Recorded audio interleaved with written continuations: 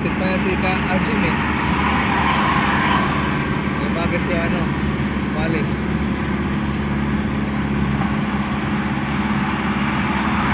Grabe ka eh. Tayo nga, pupunta pa ako ng Dorma. Uwi pa ako, layo pa. Ikuti siya, sabi lang. Mga ko eh. Biyernes naman eh.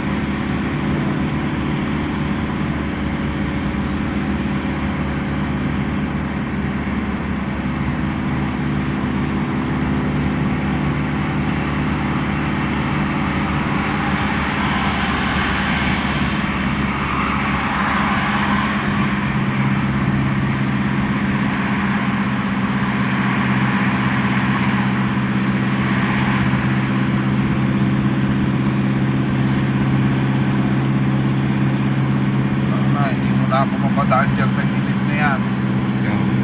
Dito na lang sa gitna.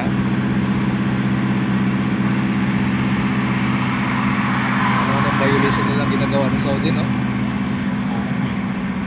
Diyan sila, malaking pera nila dyan eh. Yun o, bayad yan, bayad yun. Yan, yung Bayad yun, sigurado yun. nadali siya. Dali yun, dalawa na yan ha. Maya-maya, may ano sila eh, no?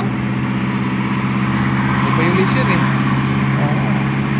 Sa laki ng Saudi, ang daming sasakyan. Oo nga, ano. Malaki yung income nila. Oo. Nasa 5 million nga araw-araw eh. Ah, Ang laki naman.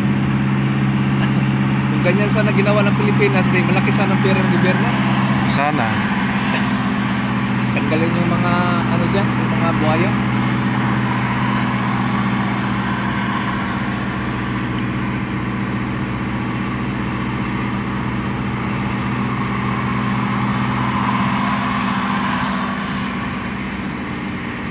Hindi nyo ba napanood, nabalitaan dun sa kanya? Nasa average 5 million. Oo, Ang araw-araw na violation, traffic Grabe. violation ng Saudi. laki ng pera ng gobyerno, no?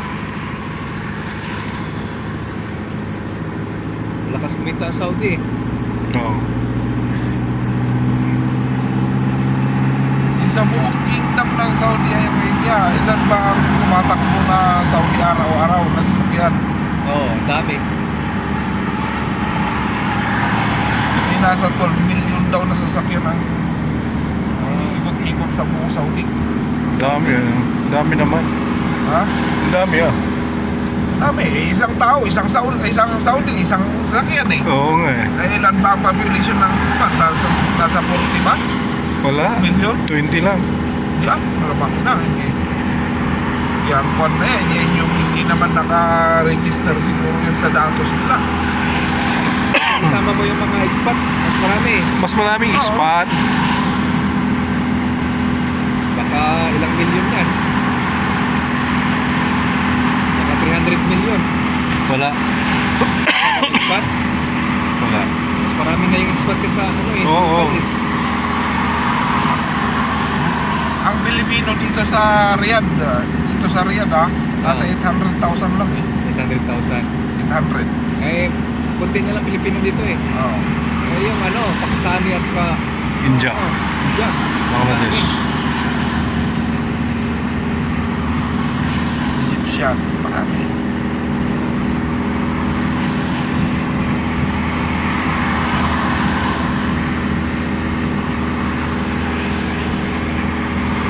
Pilipino nga, na bata ka lang makakakita eh. Oo. Nasa 800 eh. Kunti na talaga Pilipino. Hindi mas lalo na kaya yung India at Pakistan na yan, kahit saan sulok ka pumunta meron. Oo, meron.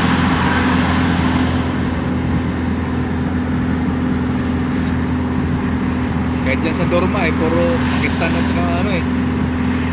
Ang dami.